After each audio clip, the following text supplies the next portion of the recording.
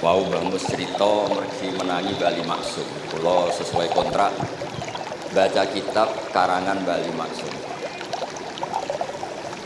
Kula pernah digojlok seorang wartawan. Kados ceritane Mbah Mus wau. Saking menyatunya fikih dengan perilaku niku maling mawon bermadhab. Dados wedhus niku nak teng jaba iku ilang, tapi nak babi iku mboten. Pergi maling lu ngerti nak babi itu haram, wedhus niku halal. Pas penjaraan teng Jakarta nggih wonten tiyang jarah babi. Jangan ini haram, kambing saja.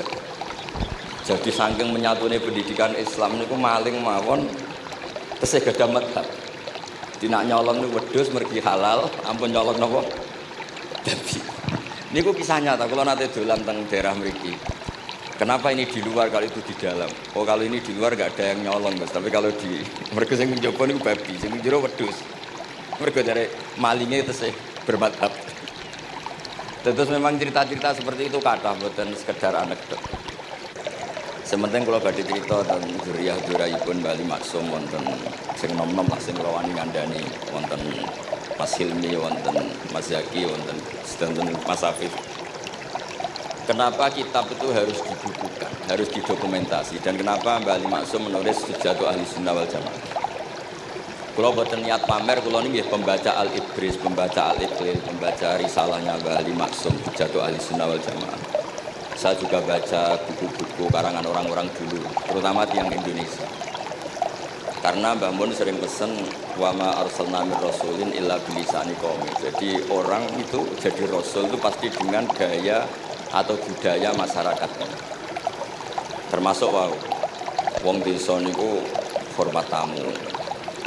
Nah ning kota niku bentuk hormatnya beda. Mulane wonten kiai desa muni fal yukrim jaro niku nak ketemu tangga takok, nak ora takok sombong. Nah kiai kota walian, nak ketemu tangga aja takok, iku ganggu privasine wong.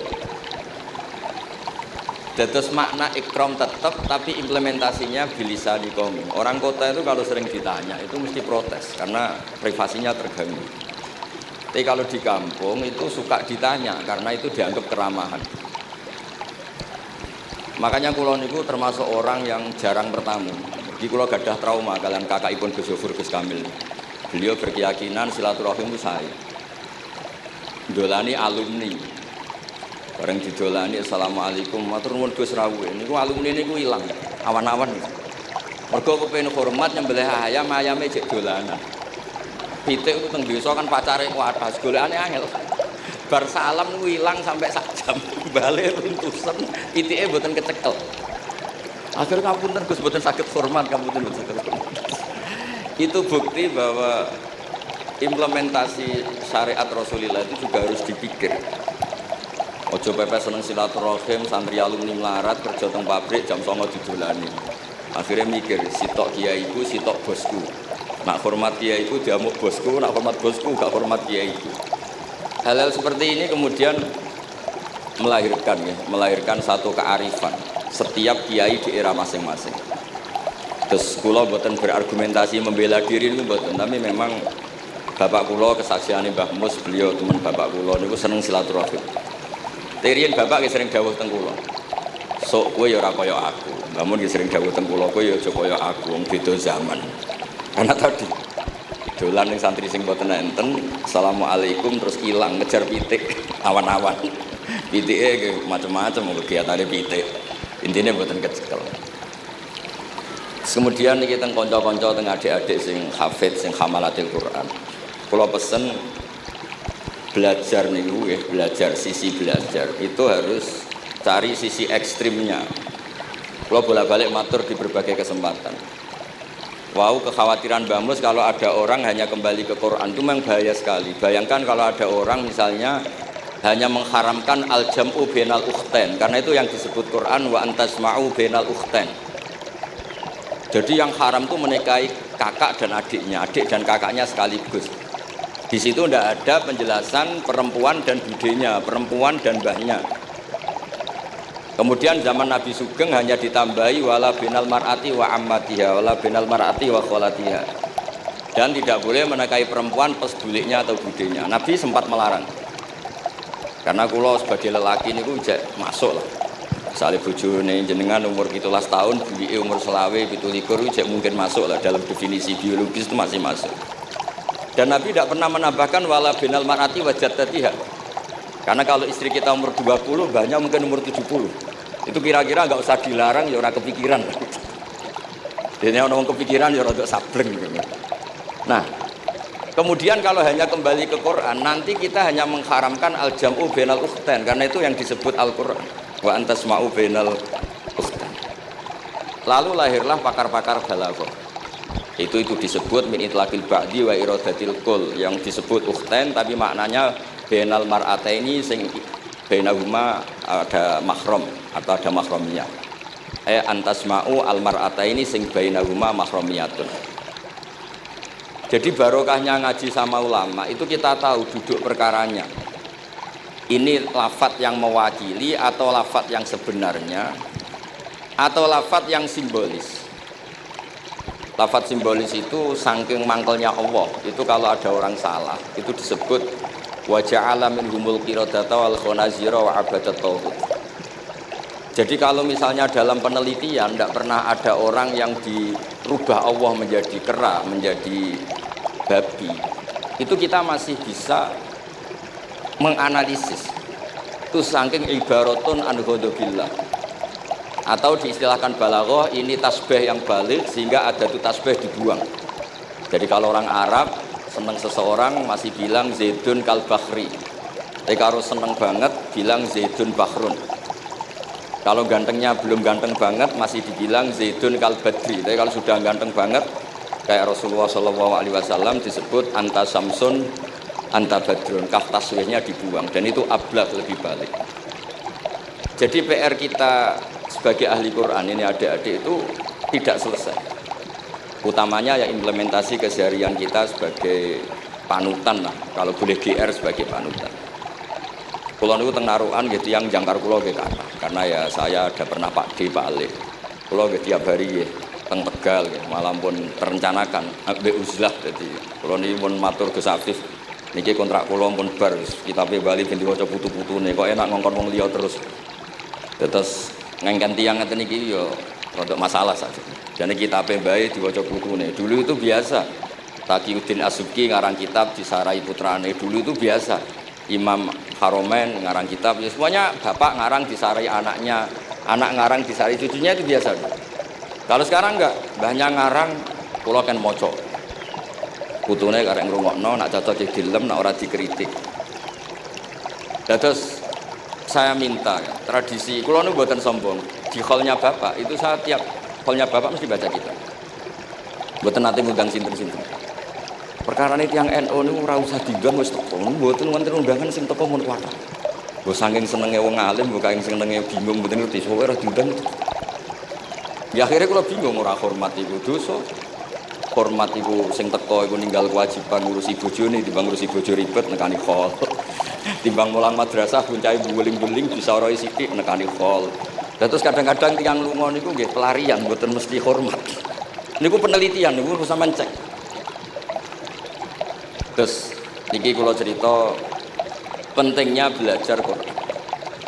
Kemudian tradisi kita termasuk tradisi Bali Mbah Munawir. Kula tahu banyak lah tentang cerita Mbah Munawir karena nggih bapak saya itu hafal Quran, mbah saya hafal Quran dan di antara sanadnya pasti lewat Mbah Munawir. Quran di Indonesia itu kalau enggak lewat Mbah Munawir di antaranya lewat Kiai Said Sampang. Sekarang sudah generasi ketiga kalau enggak keempat yang sekarang kalau enggak salah Kiai Rafiq bin Mansur bin Kiai Said. Dan di keluarga kula nggih, keluarga Lasem sama keluarga Damaran di Kudus. Dulu itu di antara keagungan Quran itu keahliannya ulama memberi penjelasan. Sebab itu disebut wal kitabil mubin, punya kemampuan mencerahkan. Kula memberi analogi, kalau kita belajar Ihya, itu hal yang tidak masuk akal itu menjadi masuk akal. Misalnya begini. Orang itu kalau dirasani itu harusnya senang karena itu app kamu dibuka dan kamu menjadi tahu. Lau akhbaru kamu birun bi anna fi jubbatika akroban au hayatan. Akun tatas kuruhu. Kalau ada orang memberitahu saya bahwa di baju kamu ada kalajengking atau ada ular berbisa, Kira-kira saya matur nuwun apa enggak? Harusnya matur nuwun karena itu bahaya sekali kalau ada di tubuh saya. Harusnya ketika orang itu dikritik dengan kesalahan yang nyata, bukan fitnah, kesalahan yang nyata. Kesalahan Anda itu lebih mudirrah fi dunya wa akhiratik. Kesalahan Anda itu bahaya sekali di dunia dan akhirat. Sekarang kamu menjadi tahu karena dikasih tahu. Harusnya matur nuwun sama yang ngasih tahu. Kama anna huzati lau akhbaru kamu khbirun fi anna fi jubbatika hayatan aproban akun tataskuru. Pasti kita terima kasih. Tapi kita sebagai hafid Quran kalau disuruh belajar fikih, wong aku mondok kon ngapal kok belajar fikih. Kadang-kadang malah saking kaconya itu. Aku wong Quran, iku wong kitab. Memangnya kitab jubuk konti nak boten nggih Quran. Jadi masalah-masalah yang saya sering dikelui beberapa kiai termasuk Gus Kafabi Lirboyo pernah cerita, saking nggak pernah ngajinya, ada orang takut mutah karena hamil pas sholat ngunyah permen. Nggak tahu kalau itu membatalkan apa? Sholat. Jadi banyak cerita-cerita nyun sewu tanpa ingin tangkis merendahkan hafidh-hafidhah kita, hamalatul Quran, hamilat ini ada masalah fikih keseharian.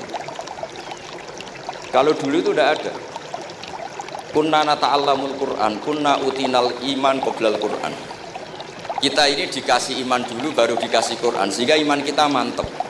Baru belajar Quran. Fana ta'allamuha asra ayat. Dulu kalau istilahkan Quran memang pakai dhamir muannas karena artinya ayat. Terus dan kita tidak beralih hatta nata'allama halalaha wa haramaha. Dan kita tidak beralih sebelum tahu halalnya mana, haramnya mana. Ini penting karena ada hal-hal yang sifatnya itu fatal kalau tidak ngerti. Misalnya tafsir. Itu ada ayat wa min thamaratin nakhili wal a'nabi tattakhiduna minhu sakaron. Ketika khamr belum diharamkan, itu masih Allah imtinan. Imtinan itu menyebut nikmat. Di antara nikmat itu disebut tattakhiduna minhu sakaron. Kamu itu kalau punya buah anggur bisa agak-agak ngefly. Dan itu bisa melupakan problem Anda. Kemudian ketika perang, itu orang Islam itu sadar, yang orang kafir itu agak sakau, agak sakaron. Kalah dia pede, yang orang Islam gak pede karena sadar. Akhirnya masih ada jawaban kul fihi ma itsmun kabir wa manafi'u linnas, termasuk terus kendel. Akhirnya ya sama-sama agak ngefly, sebagian ya tidak semuanya. Sehingga haramnya khamr itu sampai 3 kali periode. Pernah haram hanya kalau dekati sholat, la taqrabus sholat wa antum sukaro. Tapi kalau mau sholat duhur ya nyakonya itu jam 7. Jangan setengah 12, nanti masih kuliah idal kafirun a'budu ma ta'budun wa antum abiduna ma. Karena peristiwa itu baru terakhir diharamkan tanpa catatan. Nah hal-hal seperti ini misalnya saya ini Mbah Mus sering ngendikan, Pak Kures juga sering ngendikan, saya tidak percaya terjemah, kata Mbah Mus. Ya karena kalau terjemah itu berdiri sendiri, ada ayatun mansukhoh atau ahkamun sing mansukhoh atau hukmun sing mansuh. Kebetulan anak ini belajar yang mansuh, dia tidak ngerti nasihnya, yaitu terus dipegang, katanya memegang Al-Quran. Padahal hukum itu sudah diganti sama Allah Ta'ala, disebut nasah mansuh. Jika dulu kalau Sayyidina Ali ngecek beberapa masjid, ada guru atau ustadz, kamu pengajar Quran iya, apakah kamu ngerti nasah mansuh? Enggak. Jawabnya Sayyidina Ali, halakta wa ahlakta, kamu sendiri rusak dan kamu merusak orang lain. Nah, ketika di Kerapia itu ada Mbah Ali Maksum, Mbah Maimun itu sering cerita ke saya, dhisik iku hak Mbah Munawir saking kepingine santri Quran ngaji kitab. Iku kalau ada santri Lirboyo atau santri mana mulang muin itu Mbah Munawir ikut sebagai percontohan ben santri-santri itu seneng ngaji fikih. Terus kata Mbah Mun, saking kesemseme Mbah Munawir iku ambek wong alim, delalah besanan wong alim. Dulu Mbah Zaini pernah angsal keluarga Lirboyo, sehingga beliau punya dzurriyyah teng Lirboyo. Terus besanan kalian Mbah Maksum, Nyai Hasyim angsal Bali Maksum, sehingga terus di Krapia itu banyak orang-orang alim. Tapi terus Mbah Mun cerita, kabeh ono regane, Bali Maksum terus populer sebagai alim alama, sehingga yang ke Krapia itu ya ora pati niat tahfidz, niate ngaji kitab. Singkat cerita di era itu ada Ki Abdul Qadir, tapi pondok Krapia Bali Maksum terlalu populer sehingga terkenal ngaji sorof Bandungan. Sehingga dulu di Indonesia itu ada sorofnya Mbah Ali Maksum, ada sorofnya Mbah Maksum Ali Kuaron itu. Nah yang sorofnya Mbah Ali Maksum ya fa'ala yaf'ulu uf'ul. Kalau sorof di Mbah Maksum Kuaron fa'ala yaf'ulu fi'lam. Yang satu ngikuti fi'il itu ya harus jejer fi'il, yang satu ngikuti jurumiyah. Kalau yang dikatakan master itu sing yaji'u salisan, yang datang ketiga dalam tasrifnya fi'il. Sebab itu terus tradisi sorof tadi yang dalam apa itu latihan munakosah tadi diteskan anak-anak itu memang penting, karena kalau kita nanti belajar sab'ah, sorof itu segala-galanya. Misalnya qiraatu Nafi' itu bacanya fala yuhzinka qauluhum, karena beliau berkesimpulan kalau khazana yahzunu husnan itu susah, bukan menyusahkan. Yang makna menyusahkan itu af'ala yuf'ilu ifalan, sehingga qiraat apa ya antara fala yuhzinka qauluhum sama fala yuhzinka qauluhum. Tapi Imam Asim cara berpikir secara riwayat, tentu qiraah itu sunnatun muttaba'ah. Banyak lafadz yang sudah seperti itu sudah mutaaddi, kayak kota layak tulu kotlan itu kota lahu, bukan akta lahu. Jika beliau menganggap khazana yazunu sudah mutaaddi binafsi, jadi nggak perlu dibaca fala yuzinka qauluhum, cukup dibaca fala yuzinka qauluhum. Dan saya berkali-kali matur dengan teman-teman yang mengkaji Quran, kafa ayak fu'ukufan itu bacaannya Imam Nafi', karena memang yang maknanya mukafaah itu mah muslam.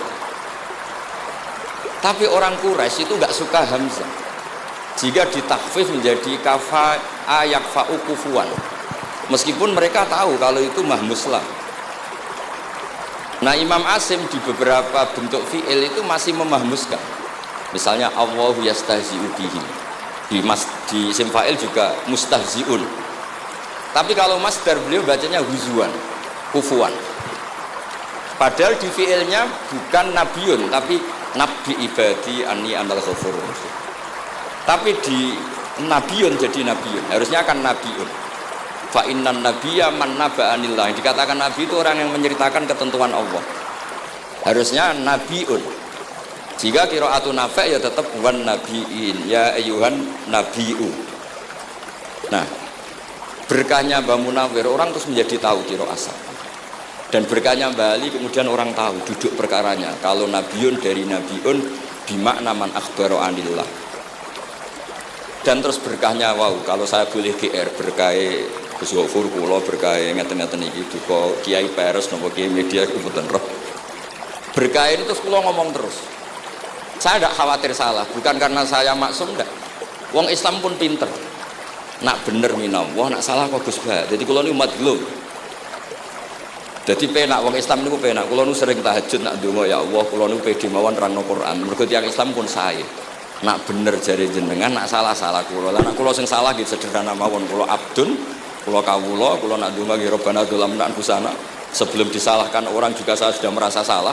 Wa akharuna atarafu bi dzunubihim khalatu amalan shalihah wa akharuna wa sayya. Man kula suwun kangkang mbak-mbak sing khatam Quran pede mawon. Bahwa yang Anda lakukan menghafal Quran itu sudah benar, meskipun Anda tidak sempurna, misalnya Anda tidak paham, Anda tidak bisa melakukan khifdu kalil Quran wa al-khifdulah. Kamu menghafalkan Quran itu sudah menjaga lafaz-lafaz Quran, sehingga lafaz Quran tetap mutawatir, lafaz Quran tetap ma'ruf, tetap masyhur, sehingga ketika ada yang memasukkan Quran konangan. Tapi kalau yang hafid sedikit, lam yabluh adadat tawatur, takutnya kalau ada yang menyalah, ada yang apa itu tidak diketahui. Di barokahnya hamalatul Quran sing aksar wa aksar itu kita terjadi. Nah, itu yang dimaksud Mbah Mus, Quran itu harus jadi budaya. Ning desa itu wong ra salat kelar. Dengar ada warung ayamnya tiren enggak disembelih itu enggak mau makan. Haram, padahal dia ra salat. Ra salat itu lebih dari haram. Tapi tetap enggak mau makan ayam tiren. Enggak salat disuruh makan babi ya enggak mau, haram. Sampai tadi yang nyolong saja milih wedhus bukan melken babi. Karena babi itu haram. Dan saya pernah digojlok sama wartawan, Pak Bahak, wah fikih Indonesia itu hebat, sampai maling saja masih pakai fikih gitu. Jadi kalau nyolong itu milih yang halal bukan yang haram. Mun niku bentuk hormat kula teng keluarga Mbah Ali, bentuk hormat kula teng Mbah Mus dan sedanten keluarga niki kula badhe maos kitabipun Mbah Ali. Kula pancen pengagum kitab-kitab yang dikarang orang Indonesia. Mereka kita anggap niku lebih aplikatif lah, karena dikarang orang yang trauma dengan Indonesia. Kemudian setelah trauma ingin membenahi Indonesia.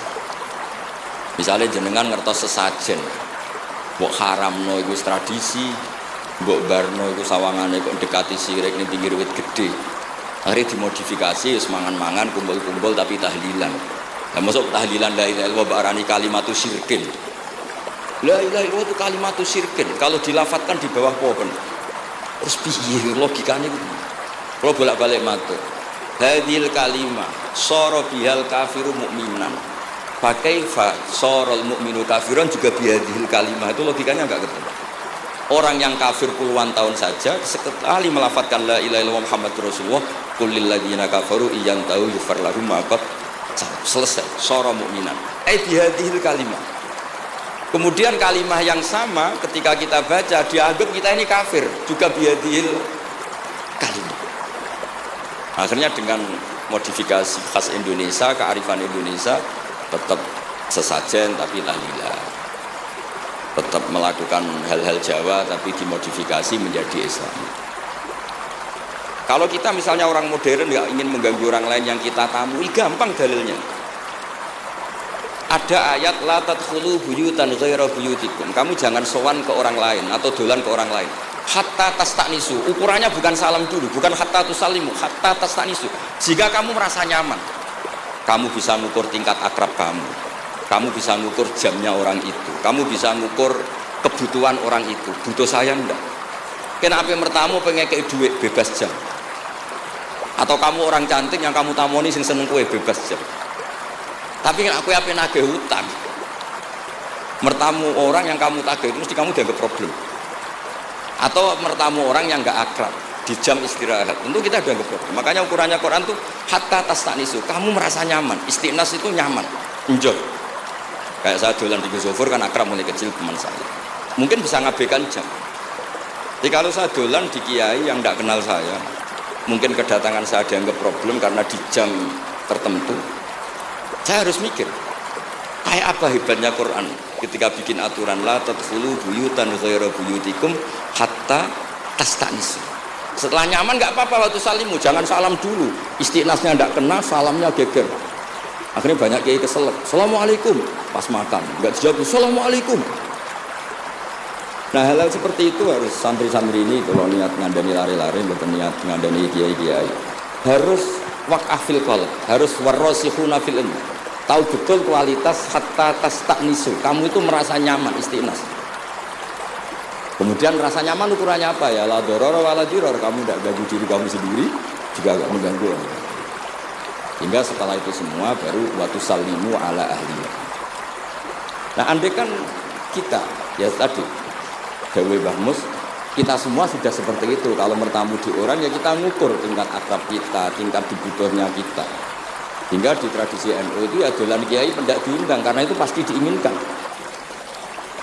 Wong kula nate diceritani pernah misanane Mbah Mun. Kula nate Gus dipilih Mbah Mun mboten seneng. Kena apa? Beliau pas khutbah Mbah Mun rawuh dilalah Mbah Mun jarak salat nang saf awal. Bar niku tiyange meruntus meriang. Karena khotib itu harus naik ke mimbar kudu ngandani taqwa usikum wa nafsi taqwa. Teng isore niku Mbah Mun. Walhasil terus loro terus wan yai. Mbah, nak dolan nggih dikira-kira, ampun pas Jumatan.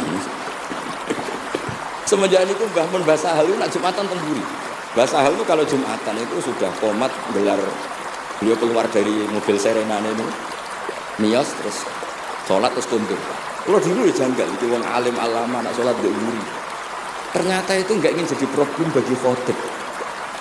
Jenengan iso bayangno khotbah ning ngarepe Mbah Mus terus kula munggah ngeten nyekel tongkat usikum wa nafsi taqwa. Terus apa ya akhirnya terus kula niku kan jare wong akeh mboten tenan Bu. Jare wong akeh rada iso ngaji. Kula nak Jumatan nggih nguri gara-gara diceritani kula. Ternyata khotibnya gitu kita kok matur nuwun Gus pokoke nek pas Jumatan aja ketok. Dianggap musibah, kedatangan kula itu dianggap musibah. Nah hal seperti itu ya ukurannya gampang kata napa? Stanis. Pun iki kula mau terakhir ini atau niki Gus ini Gus niku sing Hafiz pokoke sing waris-waris. Niki cerita kemarahanipun Bali Maksum ngadepi firqah-firqah kelompok-kelompok sing mboten jelas nih. Oleh ngendikan itu kalau masih ingat karena saya khatam kitab ini itu 2 kali. Nggih khatam tenan maksudnya kalau sinaoni terus padanan dalil yang beliau sebut tak cari sampai ketemu bener-bener kalau cari ya saya ulang lagi dalil padannya kalau cari terus emosi-emosi beliau juga tak tulis. Karena beliau di antara yang diceritakan itu sampai ngendikan wahal bi jununun, kata beliau, apa saya ini sudah gila ketika saya fatwa misalnya orang nggak boleh ziarah Rasulullah Shallallahu Alaihi Wasallam, itu artinya menghalangi orang ketemu nabinya. Makanya bener bamus tadi ada orang itu debat wiridan itu sunat atau orang dalilnya piye, terus ada orang yang provokasi gini, kamu dikatakan bid'ah setelah sholat gak wiridan, kowe iku ben ora nyebut Allah. Terus kepikiran matur kula, wis Agus bar sholat itu pokoknya aku wiridan. Cek bid'ah cek ora, wong kok ora oleh eling Allah. Wis gak usah dalil-dalilan. Dadi pertama diprovokasi wiridan model ngono iku ora ono sanate, ora ono hadise. Singkat cerita seorang ini meninggalkan wiridan. Terus ketemu orang NU yang kebetulan rapati iso ngaji tapi pinter logika. Kowe ora tau wiridan saiki nek bar salat, ora tau, enggak ada hadisnya gini-gini. Kowe iku dibodoni, ben kowe iku ora tau nyebut Allah, ora eling Allah. Muring-muring tiyang niku. Akhire angger bar salat wiridan. Mboten dalil-dalilan cara Mbah, mboten dalil-dalilan. Lah niki nak cara Mbah Maksum istilahno betapa kaconya orang sing yahulu bainahu wa baina nabi. Memisahkan orang itu dengan nabinya Muhammad sallallahu alaihi wasallam. Kata Mbah Ali, walazima kadzalik ayyakuna ulamaul Islam min awali hadil umma ilal yaumi fi khata'in azim haitsu annahum ya'taqiduna fi kutubihim ad-diniyah al-abwab wal fusul yadhkuruna fiha ziyaratahu sallallahu alaihi wasallam. Kata beliau, wa inni bima ahmidu min laqabi kiai amuru wa usaddidu fil amri kullu mu'minin ayasudda rahlahu tarihlahu ila ziyarati. Jadi beliau sendiri di sini juga dan saya atas nama sudah diberi gelar kiai memberi fatwa begini. Jadi di kitab Syajaratul Ma'arif itu ada babu dzikri rajul manaqiba nafsi. Orang itu kadang harus sombong, menyebut kelebihannya sendiri. Kayak Nabi Yusuf ngendikan inni hafizun alim. Nabi Sulaiman juga ngendikan wa utina min kulli syai'. Itu bukan sombong, tapi cara beliau untuk memaklumatkan. Saya belum pernah merasa ahli tafsir. Tapi kan kita khawatir kalau ada tafsir yang cara Mbah Mus tadi kiai produk sendiri. Akhirnya kalau mau tafsir, saya pernah ngaji Mbah Maimun, ngaji Bapak, saya baca kitab Al-Ibris, baca Al-Iqlil, baca terjemah Kemenak, baca terjemahnya Pak Kures, baca terjemahnya Imam Sa'rawi, baca banyak lah yang saya baca, termasuk membaca kitab-kitab dulu mulai tafsir Tobari, tafsir apa saja yang saya bisa tak baca. Bukan karena saya merasa tahu enggak, tapi kayak apa umat ini kalau dapat ilmu dari orang yang tidak kredibel. Kalau misalnya itu sombong, nah sekarang dokter gigi juga nulis, dokter gigi, dokter jantung, itu kalau nggak nulis ya tidak tahu kan barokahnya. Makanya kalau suwon santri-santri misalnya jenengan ahli takrib itu semua untuk rumah, ahli takrib medium, spesial bab ibadah kan. Nanti yang nggak pati pinter ya spesial mandi junub, nggak apa-apa, yang penting orang tahu kamu keahliannya di mana. Daripada kamu nggak memaklumatkan, kemudian ada orang lain yang nggak pernah ngaji memaklumatkan seakan-akan paling tahu Islam. Terus menjadi mahatus soal, menjadi marhalur rijal. Kayak apa? Islam mau dikemanakan? Semua ulama dulu biasa ngendikan ma adkhaltu fi kitabi hadza illa shahih, kata Imam Bukhari. Yang saya masukkan di sini semuanya hadis sahih. Dan sebelum saya masukkan sholaitu rakaatain, saya sholat dulu. Semuanya menggaransi kitabnya. Makanya di Syajaratul Ma'arif ada babu dzikri rajul manaqiba nafsi. Yaitu ketika Nabi Yusuf menghentikan inni hafizun alim, Nabi Sulaiman menghentikan wa utina min kulli syai'. Wal anbiya kulluhum yaqulun inni lakum nasikhun amin. Semua nabi pasti memaklumatkan diri inni lakum nasikhun amin. Saya ini penasihat terbaik, nasihat yang bisa dipercaya. Kemudian ketika ada zamanul khiddi, zaman hasud, zaman orang enggak fair, seakan-akan seperti itu tuh keangkuhan. Coba Mbah Bisri menamakan kitabnya itu Al-Ibris. Al-Ibris itu apa? Emas yang murni. makna saya cari di berbagai kamus maknanya al-ibris itu emas yang murni. Kayak apa? Semua kitab juga dinamai dengan nama-nama keren. Al-Iqlil, Al-Ibris, Fathul Bari. Jadi enggak apa-apa. Kayak ini juga dinamai Hujjatu Ahli Sunnah wal Jamaah, argumentasi mazhab Ahli Sunnah wal Jamaah. Kalau teruskan sampai beliau ngendikan wahal bi jununun hatta usdira amri lil mu'minin alla yazuru rasulahum wa waliya ni'matim alladzi lahu fi unuqi kulli mu'minin minna. Masa saya ini menjadi gila karena menfatwakan orang Islam tuh enggak perlu ziarah ke Rasulullah sallallahu alaihi wasallam. Terus kata beliau la yadri ma yaf'al annahu yaqulu baina ibadillah wa baina rahmatillah fa innahu sallallahu alaihi wasallam rahmatullah lil alamin fal ya'rif dzalik ulaikal maniun liya'lamu fi ayyi mauqifin hum. Terus Mbah Ali itu juga yang katanya seneng guyon, kula mboten menangi Mbah Ali tapi nate pirsa nate ngertos pas beliau rawuh di mbah saya di Pernambah kula teng kene Al Wahdah teng Lasem. Di kula kecil tuh menangi Mbah Ali, menangi Mbah Hamid. Karena Mbah Hamid itu masih sepupu mbah saya. Semua yang di sini juga masih keluarga saya, sama-sama Bani Abdul Aziz. Itu yang katanya Mbah Ali seneng guyon tadi di bab-bab seperti ini ngendikan wahal bi junun. Apa saya ini sudah gila melarang orang bertemu nabinya. Kemudian mereka berdalih takut menuhankan nabi itu tidak akan terjadi. Kata kitab Ithaf hadil ummah maksumah. Umat ini akan dijaga Allah, tidak akan menuhankan Rasulullah SAW kayak kaum Nasrani menuhankan Isa.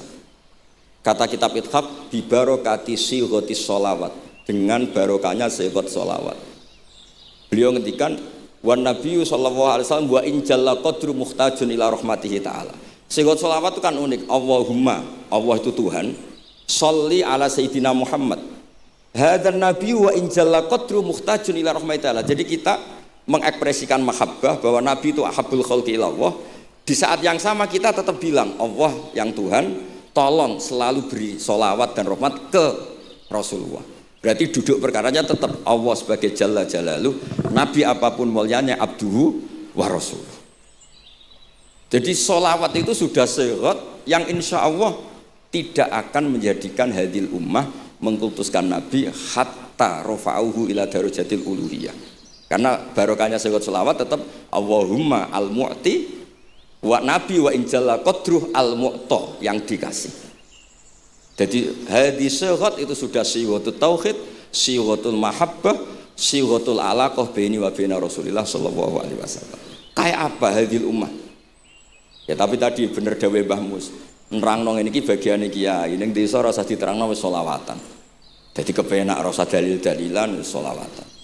Tapi memang resiko gak ada yang menerangkan suatu saat kalau ada itsaratus syubuhat itu terus mereka bahaya. Makanya ada yang ngalahin nerangno sepatus ini masih terjaga.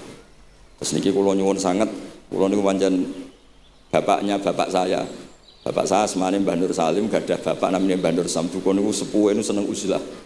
Kula niku duka niat sepundi tapi memang mungkin faktor gen. Saya itu termasuk orang yang pengen nyun sekali terganggu kalau sering ada acara-acara malane mun wayahe lah niki mun wayahe Mas Afif, Gus Zaki napa Gus Ilmi mus wayahe nyai, wayahe ngaji mulang kitabe Mbah iki teng ngarepe wong akeh dadi nak salah izin. Ojo ngomong ngarepe santri keliru jari laduni benus. Sok repot. Terus niki mboten niat menapa nggih ngoten mawon. Assalamualaikum warahmatullahi wabarakatuh.